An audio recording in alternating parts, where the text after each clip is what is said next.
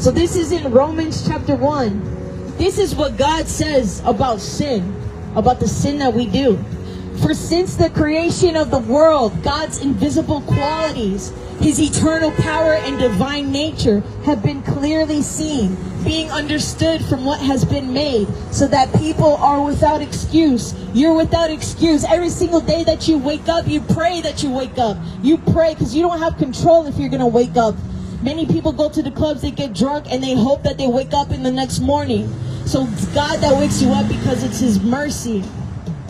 So everyone is without excuse, for although they knew God, they neither glorified him as God nor gave thanks to him. But their thinking became futile, and their foolish hearts were darkened. Although they claimed to be wise, they became fools, and exchanged the glory of the immortal God for images made to look like a mortal human being, and birds and animals and reptiles. And that's what you're seeing, especially in the LGBT community. People are dressing up as dogs, as animals.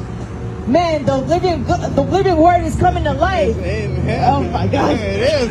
You got it. Told you. Oh man, wait, where is that? Oh man. Amen. The living God is coming to life. You're seeing it right now that people are becoming animals. They're turning into animals. They're decreasing their value from being made in the image of God to being made in the image of a tree, or a doo-doo, or a doggy, or a kitty cat, or a baby. People, grown adults dressing as babies. Going back, their minds become futile and dark. And that's why you're seeing a rise of trans committing murders because of the doors that we open. People getting violent because of the doors that we open.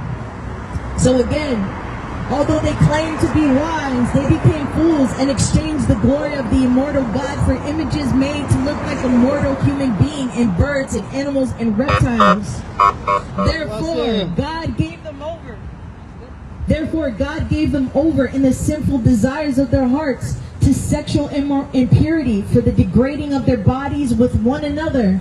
The Bible doesn't have to say homosexuality. God's showing you right here of what happens when we do sexual sins. When we open doors to sexual sins, we start turning into animals. We start becoming something other than the image of God. We start becoming into things of this world.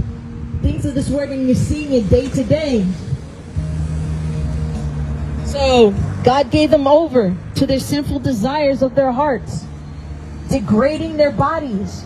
You know, when people do surgeries to change, they're butchering their bodies. They're allowing people to butcher their bodies. And you know what happens afterwards? They start living a lie.